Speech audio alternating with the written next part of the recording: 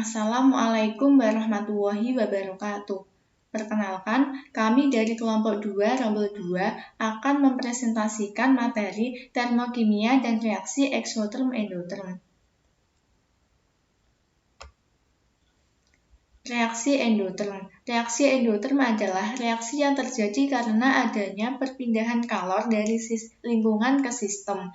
Kalornya mengalir dari lingkungan ke sistem sehingga mengakibatkan suhunya mengalami penurunan. Pada grafik reaksi endoterm berikut, reaktan sebelum berubah menjadi produk, teorinya reaktan harus melewati kompleks teraktivasi. Nah, untuk mencapai kompleks teraktivasi, diperlukan energi aktivasi senilai tertentu. Produknya lebih besar daripada reaktan, maka dapat dilihat dari grafiknya bahwa reaktan ke produk mengalami kenaikan. Berarti perubahan entalpinya menjadi positif, karena perubahan entalpi rumusnya adalah H produk dikurangi dengan H reaktan. H produknya lebih besar dari H reaktan, maka perubahan entalpi pada reaksi endoterm menjadi positif. Yang selanjutnya reaksi eksoterm. Reaksi eksoterm adalah reaksi yang terjadi karena adanya pelepasan kalor dari sistem ke lingkungan. Kalornya mengalir dari sistem ke lingkungan, sehingga mengakibatkan suhunya mengalami kenaikan. Pada grafik reaksi eksoterm berikut, reaktan sebelum berubah menjadi produk, teorinya reaktan harus melewati kompleks teraktivasi. Diperlukan energi aktivasi. Dilihat dari grafiknya, reaktan ke produk mengalami penurunan. Berarti perubahan entalpinya menjadi negatif karena perubahan entalpi rumusnya adalah H produk dikurangi dengan H reaktan. Produknya lebih kecil dari reaktan, otomatis perubahan entalpinya menjadi negatif.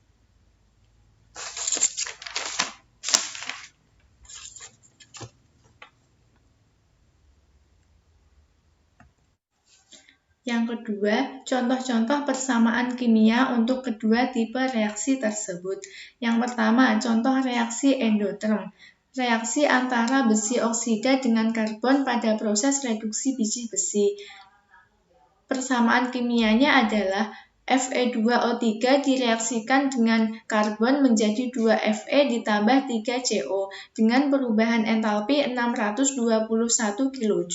Reaksi ini merupakan sebagian dari reaksi yang terjadi pada proses pengolahan biji besi. Produksi reaksi ini adalah besi. Persamaan reaksinya dapat ditulis ulang menjadi Fe2O3 ditambah karbon ditambah 621 kJ menjadi 2Fe ditambah 3CO. Perubahan entalpi reaksinya sebesar 621 kJ. Ini artinya energi sebesar 621 kJ yang diserap oleh sistem yang diperoleh dari lingkungan. Maka dapat disimpulkan bahwa persamaan kimia tersebut merupakan reaksi endoterm. Yang selanjutnya adalah contoh reaksi eksoterm, reaksi pembakaran karbon dalam oksigen. Persamaan kimianya adalah karbon direaksikan dengan oksigen menjadi CO2 dengan perubahan entalpi sebesar min 393,5 kJ. Besarnya perubahan entalpi reaksi pembakaran karbon adalah min 393,5 kJ. Ini artinya ada energi sebesar 393,5 kJ yang dilepaskan oleh sistem ke lingkungannya. Maka dapat disimpulkan bahwa persamaan kimia tersebut merupakan reaksi eksoterm. Yang ketiga, penjelasan tentang perubahan temperatur pada reaksi kimia. Persamaan termokimia adalah persamaan reaksi setara yang meliputi keadaan fisik, jumlah zat, serta kalor yang menyertai reaksi. Contoh reaksi ini dapat diambil dari contoh reaksi eksoterm berikut ini. Reaksi pembakaran karbon dalam oksigen. Persamaan kimianya, karbon ditambah dengan oksigen menjadi CO2 dengan perubahan entalpi sebesar min 393,5 kJ. Besarnya perubahan entalpi reaksi pembakaran karbon adalah min 393,5 kJ. Ini artinya ada energi sebesar 393,5 kJ yang dilepaskan oleh sistem ke lingkungannya. Perubahan nyata pada sistem ketika reaksi sedang berlangsung adalah naiknya temperatur, dan ini ditandai dengan panasnya tempat atau wadah yang digunakan untuk reaksi. Temperatur sistem menjadi lebih tinggi dari temperatur lingkungan, sehingga kalor akan keluar dari sistem menuju ke lingkungan sampai temperatur sistem dan lingkungan menjadi sama. Selanjutnya, saya akan menjelaskan tentang hukum termodinamika. Perlu kita ketahui bahwa ada 4 hukum dasar dari termodinamika. Yang pertama ada hukum termodinamika awal atau biasa disebut juga dengan Zeroth Law. Selanjutnya ada hukum termodinamika ke-1, hukum termodinamika kedua, dan hukum termodinamika ketiga. Selanjutnya, saya akan menjelaskan tentang konsep dari berbagai macam hukum termodinamika. Pada hukum termodinamika awal atau Zeroth Law, kesetimbangan termal yang berlaku secara universal.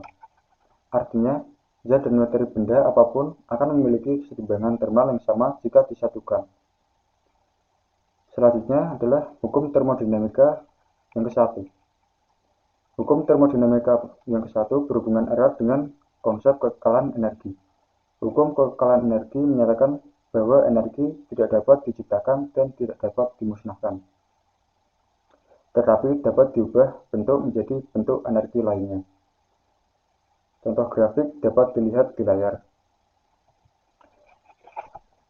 Selanjutnya, saya akan menjelaskan tentang hukum termodinamika yang kedua.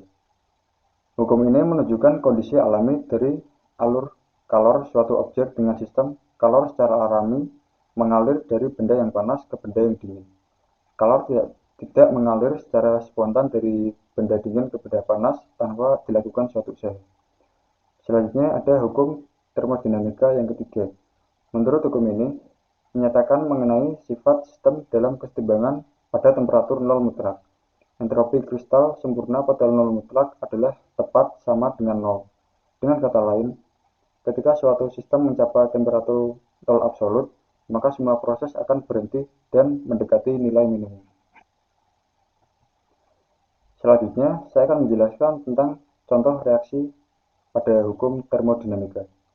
Reaksi termodinamika menjelaskan tentang perubahan bentuk energi yang terjadi ketika suatu reaksi terjadi. Contoh yang pertama, jika kita mencampurkan garam, amonium nitrat, dan air ke dalam sebuah gelas, gelas tersebut akan terasa dingin. Contoh reaksi dapat kita lihat di layar. Selanjutnya adalah contoh yang kedua, aluminium oksida direaksikan dengan larutan asam klorida membentuk larutan aluminium klorida dan air. Contoh reaksi dapat kita lihat di layar.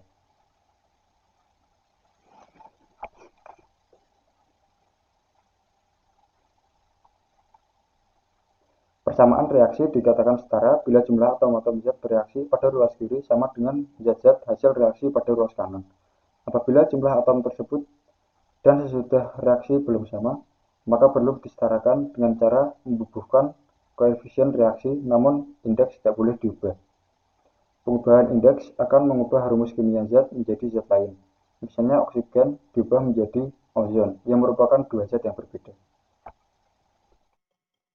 Materi selanjutnya adalah implementasi dari hukum termodinamika 0, yaitu pada saat mencampur air panas dengan air dingin, maka kalor dari air panas akan berpindah ke air dingin. Proses perpindahan panas ini berlangsung beberapa saat hingga tercapainya kesetimbangan termal antara air panas dengan air dingin. Lalu ada implementasi dari hukum termodinamika yang pertama, yaitu pada saat memanaskan air, maka kita memberikan kalor ke dalam sistem air tersebut, dan kalor yang diterima oleh air diberi tanda positif. Begitu juga sebaliknya, pada saat kita mendinginkan air panas, maka kalor tersebut akan keluar dari air panas, dan kalor yang keluar tersebut diberi tanda negatif. Lalu ada implementasi dari hukum termodinamika kedua, yaitu ada mesin pemanas atau mesin Carnot dan mesin pendingin. Kinerja mesin pemanas yaitu dari kalor pada reservoir suhu tinggi akan menuju ke kalor reservoir suhu rendah. Namun, sebagian kalornya itu dijadikan usaha yang bakal diperlukan oleh mesin tersebut atau sebagian akan dijadikan W. Lalu sisanya akan menuju ke reservoir suhu rendah.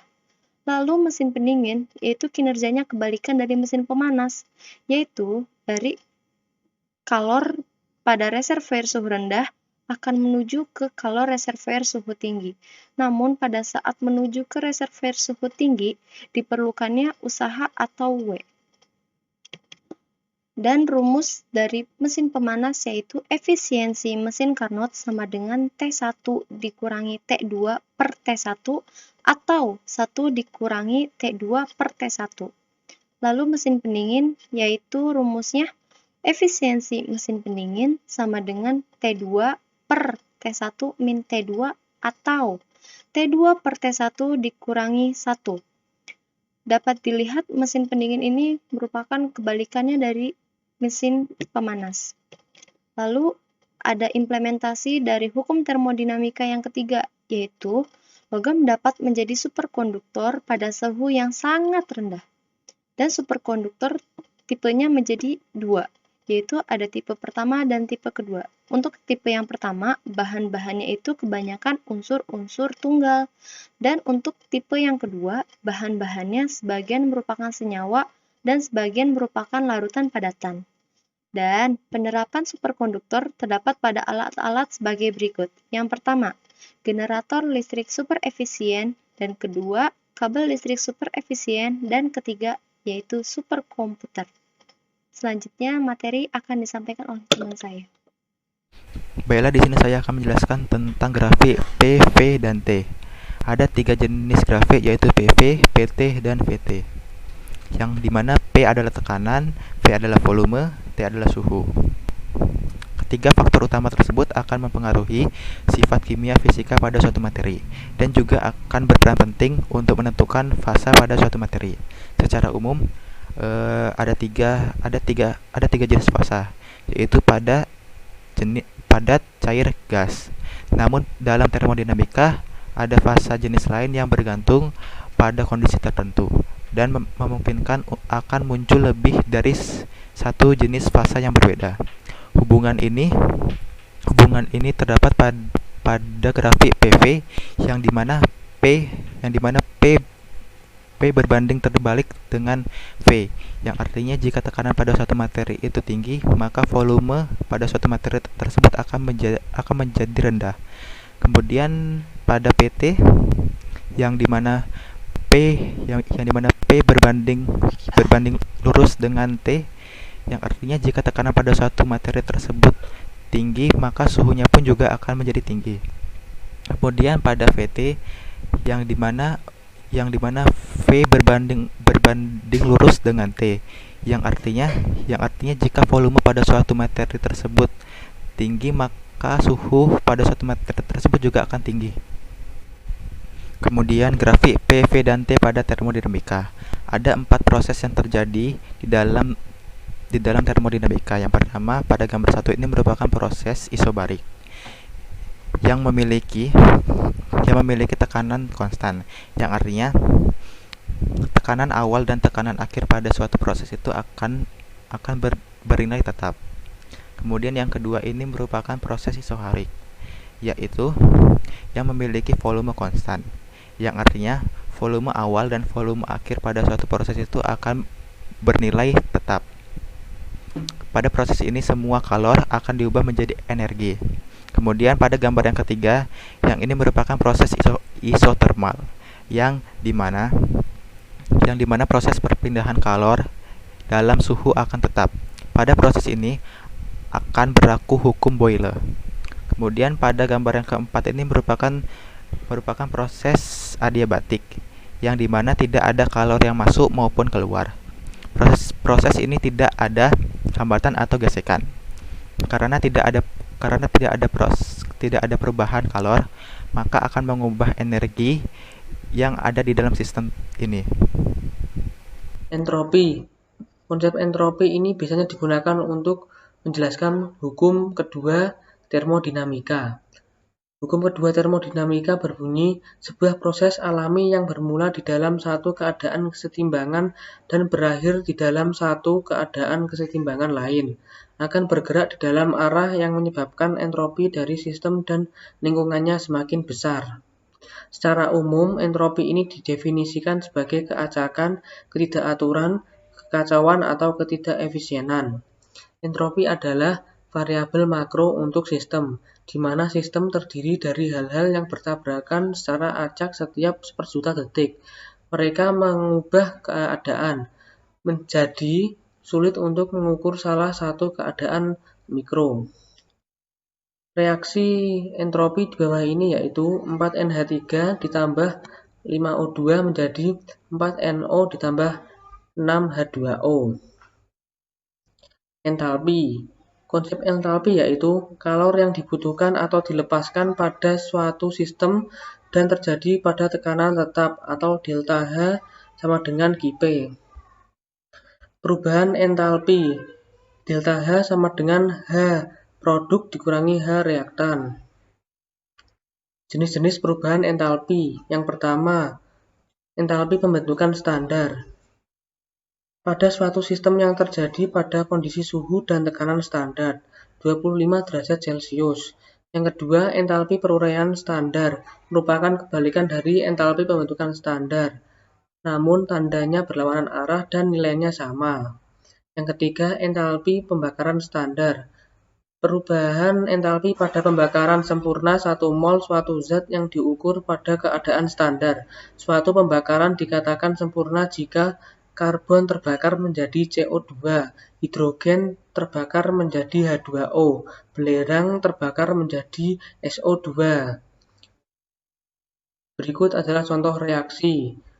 Pertama, entalpi pembentukan standar dengan reaksi H2 ditambah 12O2 menjadi H2O. Diketahui delta H-nya negatif 285 kJ. Yang kedua, entalpi peruraian standar dengan reaksi H2O menjadi H2 ditambah 12O2. Diketahui delta H-nya positif 285 kJ. Yang ketiga, entalpi pembakaran standar dengan reaksi 2C2H2 ditambah 5O2 menjadi 4CO2 ditambah 2H2O. Dengan diketahui delta H sama dengan negatif 2599,1 kJ. Berikutnya adalah hukum Hess. Hukum ini menjelaskan tentang menentukan besarnya tingkat perubahan entalpi dalam suatu reaksi. Karena perubahan entalpi merupakan fungsi keadaan, maka perubahan reaksi kimia akan bernilai sama meskipun langkah-langkah yang diperlukan untuk menghasilkan hasil reaksi berbeda. Implementasi. Dari hukum Hess, kita dapat mengkombinasikan beberapa reaksi yang telah diketahui entalpinya untuk memperoleh entalpi reaksi yang kita cari. Kebalikan dari suatu reaksi mengakibatkan perubahan tanda entalpi.